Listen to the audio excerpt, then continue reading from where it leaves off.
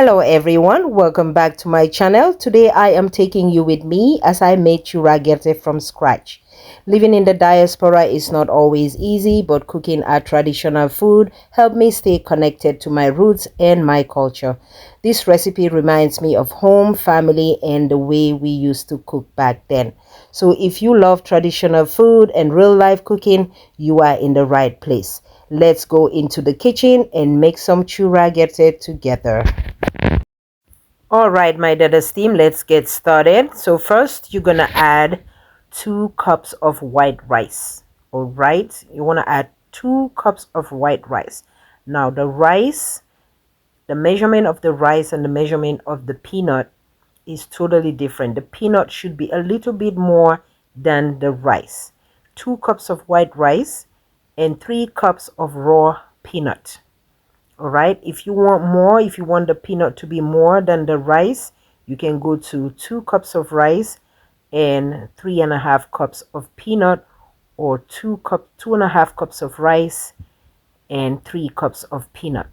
All right, so the 2 cups of rice and the 3 cups of raw peanut, you want to add that into your blender.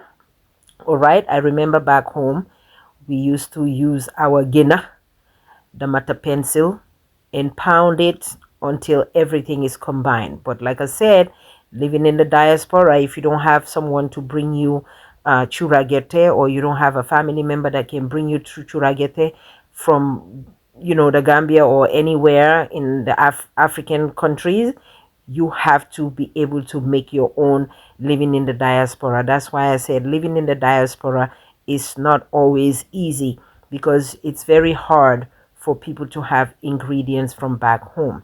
So you want to blend everything until the rice and the peanut is broken and combined really well together. All right, if you have guinea, which is the mortar pencil, you can go ahead and put it there and pound it. But we are living in the diaspora. I do have a guinea, but it's small, so I'm using my blender. All right, if you have a blender or food processor, that will be perfectly fine. All right, we are living in the diaspora. That's why I said making Chura Gerreteh in the diaspora, or just living in the diaspora, is not always easy.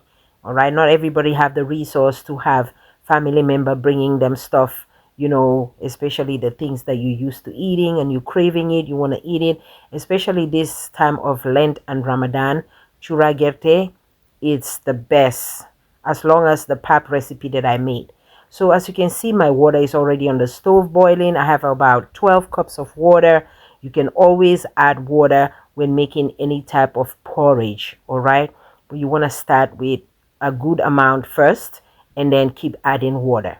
Now you want to add a little bit of salt. Okay, not as much salt. You want to add a little bit of salt, of course, and then you're going to go ahead and add the blended peanuts and the rice into the water. Like I said again, you can always add water, because when you're cooking any type of paps or Chura Gerreteh, any type of porridge, it gets thicker. It gets thicker really, really quick. All right, and the one mistake you don't want to make is, especially Chura Gerreteh, mind you, you are cooking rice, so you want that rice and that peanut to be cooked really, really, really, really good. So you want to add that into the water, the boiling water, and please do not walk away. I would advise you to keep stirring and stirring, because it's going to be lumpy. All right, be patient with it. Don't cook it in a high heat. Be patient with it. Cook it really slow and break all the lumps. Make sure there is no lumps. Okay, all right, so like I said, it's going to get thicker. As you can see, I'm breaking up the lumps. That's what you want to do. Do not walk away. Cooking this type of food, it requires a lot of patience. All right, keep stirring it. As you can see, you see how thick it gets.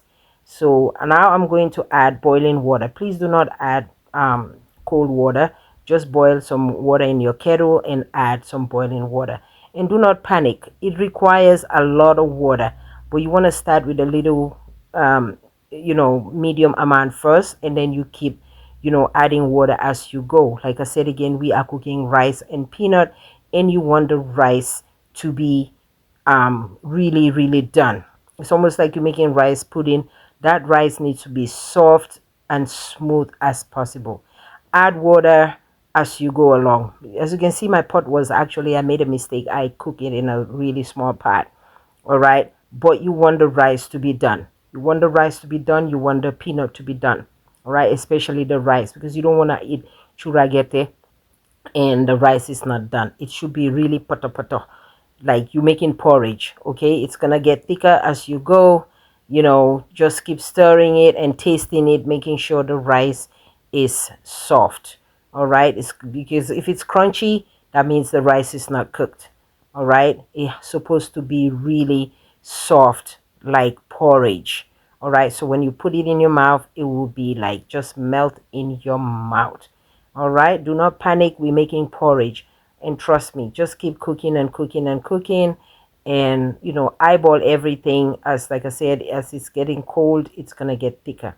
All right, so the rice and peanut, like I said, must be done. All right, keep adding water if needed. All right, and let it boil. It's gonna be jumpy all over. So when you know the rice is really soft and the peanut is really cooked, now this is the time you want to add sugar to your own taste.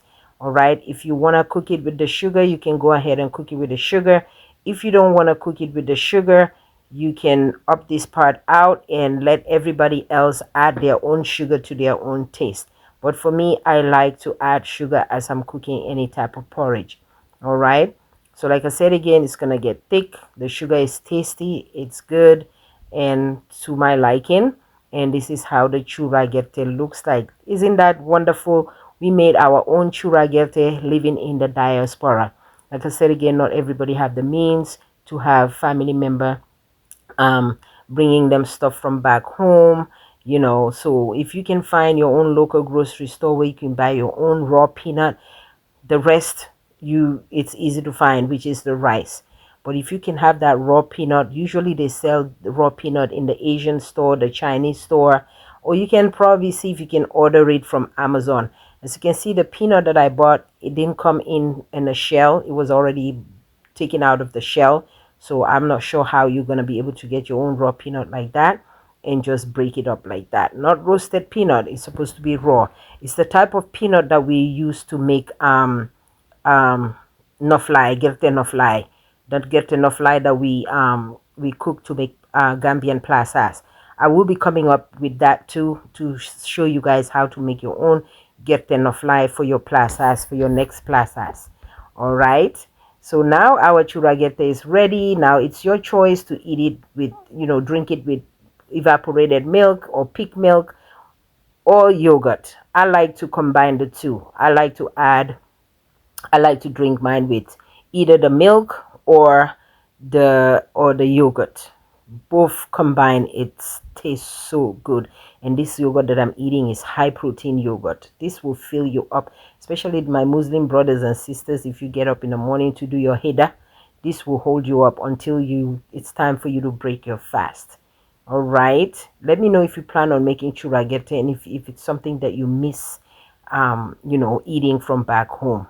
All right, if you like this video so far, give this video a big like and a big thumbs up, and don't forget to subscribe if you're new. You can either eat it with the milk or milk and yogurt together, or as is. Either or is fine, because this is so nourishing and it's so filling and it's so thick. This will definitely fill you up. And thank you all so much for cooking with me today. If this video reminded you of home, please like and share with someone who loves traditional food. Don't forget to subscribe and follow for more.